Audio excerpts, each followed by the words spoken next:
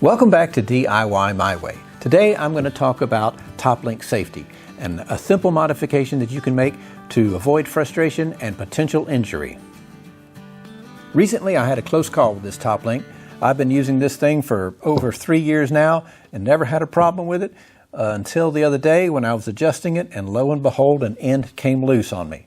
Now fortunately I was just beginning to connect up an implement that was still resting on the ground, but that hadn't happened. I had been pretty confident that I could always judge the distance and keep enough thread in here for it to be safe. But I just proved to myself that that's not always true.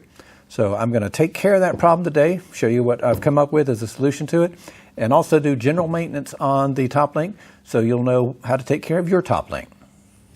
I start by taking the sections apart.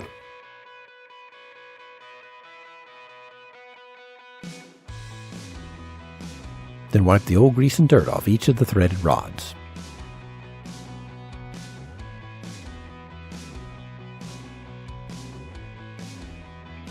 Then I wipe the grease off the ends of the middle section. And I remove the top link lock lever and give it a little love. In case you're a new tractor owner and not sure how a top link works, well, it works the same way as a turnbuckle. One end of the top link is right-hand threaded and the other end is left-hand threaded. When the center section is rotated in one direction, the end sections both unscrew, lengthening the top link. When the center section is rotated in the other direction, the end sections both screw in, shortening the top link.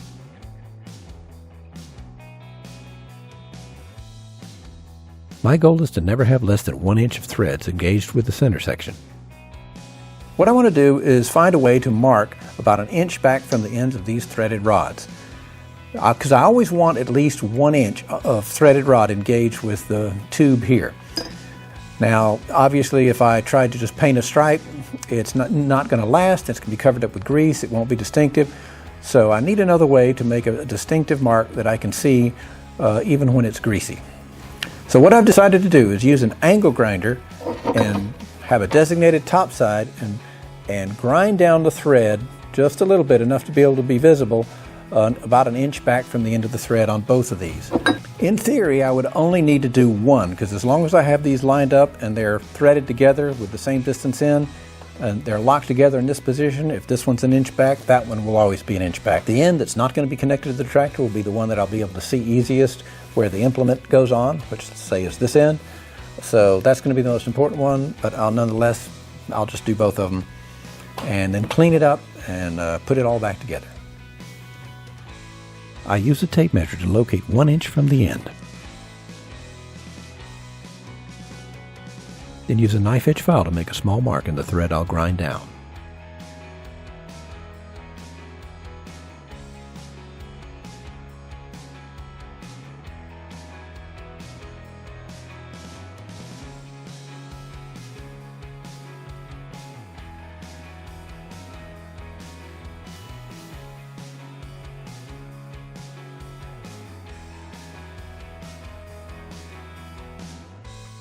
And I do the same for the other end.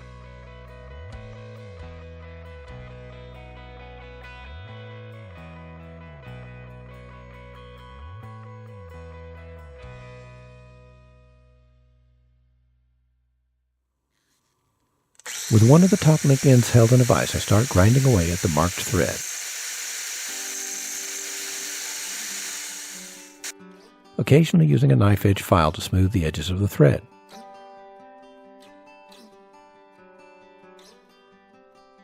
I repeat for the other end.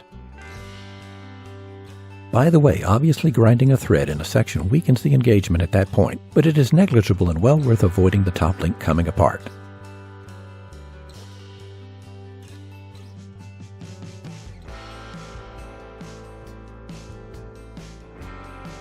A brass bristle brush is handy for removing any remaining metal shavings and dirt from the ends.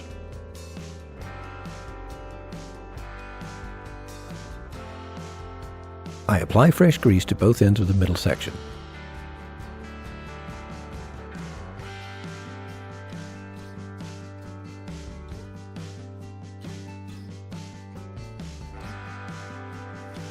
Now it's time to reassemble the top link.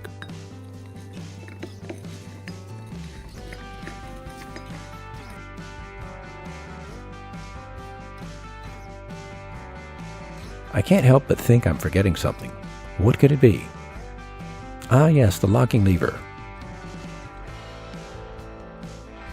While I'm at it, I'll spread this blob of grease on the threads, then put the locking lever on and wipe off the excess grease.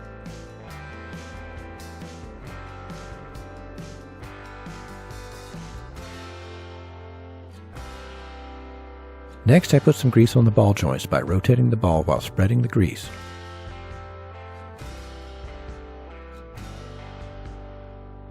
Likewise on the other side.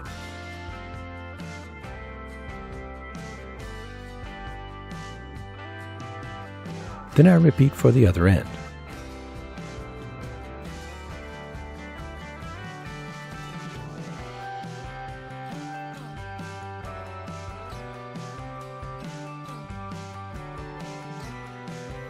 All right, let's get this thing back on the tractor.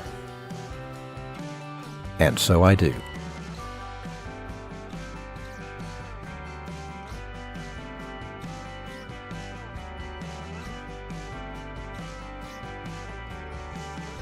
I start the tractor so I can lift my ballast box off its dolly.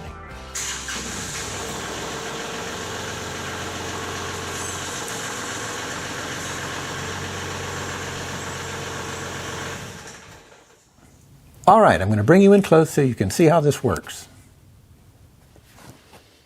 I lengthen the top link until I see the ground down thread.